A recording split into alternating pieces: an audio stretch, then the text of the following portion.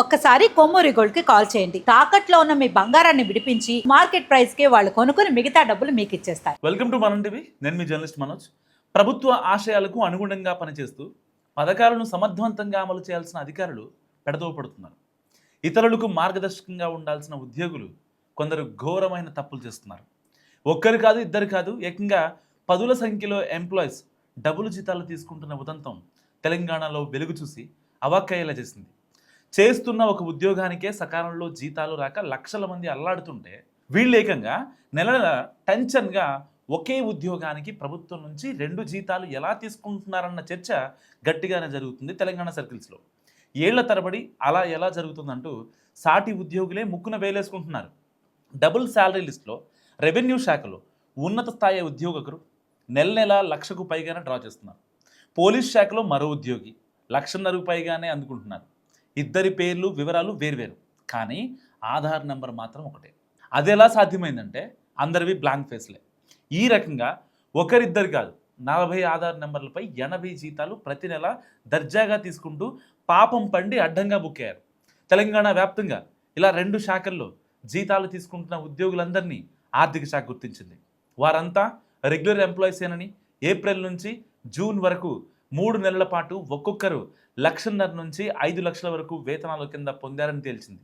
ఇప్పుడు ఈ వ్యవహారం సచివాలయంలోనూ రాష్ట్రంలోని వివిధ ప్రభుత్వ శాఖల్లోని ఉద్యోగ వర్గాల్లో చర్చనీయాంశంగా మారింది. దీనిపై అంతర్గత విచారణకు ఆదేశించారు ప్రభుత్వ ప్రధాన కార్యదర్శి సంజయ్ జుజు. వారంలో నివేదిక ఇవ్వాలని ఆయన ఆదేశించి 3 వారాలు అవుతున్నా ఇంతవరకు అతీగతి లేదు. ఒక్కటంటే ఒక్క శాఖ నుంచి కూడా స్పందన లేకపోవడంతో కొత్త డౌట్స్ పెరుగుతున్నాయి. ఉద్యోగులే మోసానికి పాల్పడ్డారా, లేక ఆర్థిక శాఖలోని కొందరి ప్రమేయం ఏమైనా ఉందా, అది ఇదిగాక ఏదైనా వ్యవస్థలో సాంకేతిక తప్పిదం జరిగిందా అన్న కోణాల్లో విచారణ జరుగుతోంది. తెలంగాణ ప్రభుత్వ ఉద్యోగులకు సంబంధించిన సమీకృత ఆర్థిక నిర్వహణ సమాచార వ్యవస్థలోని వివరాలపై ఇటీవల పరిశీలన మొదలైంది. అందులో భాగంగా రెగ్యులర్, గ్రాంట్ ఇన్ ఎయిడ్, తాత్కాలిక సిబ్బంది ఆధార్ వివరాలను పరిశీలిస్తున్నారు. ఆ క్రమంలోనే ఒకే ఆధార్ నెంబర్పై వేరువేరు పేర్లతో వేరువేరు శాఖల్లో ఉద్యోగులు ఉన్న అంశం బయటపడింది.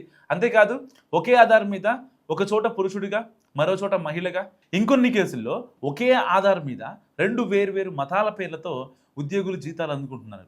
వారంతా రెగ్యులర్ ఉద్యోగులే కావడం ఇంకా ఆసక్తికరంగా మారింది. ఒకే ఆధార్తో 2 శాఖల్లో 2 ఐడీలతో వేతనాలు పొందుతున్న ఉద్యోగులు పోలీసు, రెవెన్యూ, విద్య, పంచాయతీరాజ్, ప్రజారోగ్య శాఖల్లో ఉన్నట్లు ఆర్థిక శాఖ అధికారులు గుర్తించారు. ప్రభుత్వ నిధులను దారి మళ్లించడానికి కొందరు అధికారులు, అవుట్సోర్సింగ్ ఏజెన్సీలు కలిసి క్రియేట్ చేసిన ఈ మోసాలపై ప్రభుత్వం ప్రస్తుతం కఠిన చర్యలకు సిద్ధమవుతోంది. తాజా వ్యవహారంతో రేవంత్ రెడ్డి ప్రభుత్వం పూర్తిగా అప్రమత్తమైందని అంటున్నారు. గతంలో ఒక జిల్లాలో డబుల్ శాలరీ స్కామ్ జరిగింది. అప్పట్లో 1,40,00,000 రూపాయల మేర దుర్వినియోగం బయటపడింది. IFMISలోని ఆ ఐడీలకు నకిలీ బ్యాంక్ ఖాతాలో లింక్ చేసి తన సొంత మొబైల్ నంబర్ను అనుసంధానించి అదనంగా జీతం పొందారు. రెగ్యులర్లో కొంతమంది, అవుట్సోర్సింగ్లో 1,000 మంది, మొత్తం మీద రాష్ట్ర వ్యాప్తంగా 6,000 మందికి పైగా బోగస్ ఉద్యోగులని అప్పట్లో తేలింది.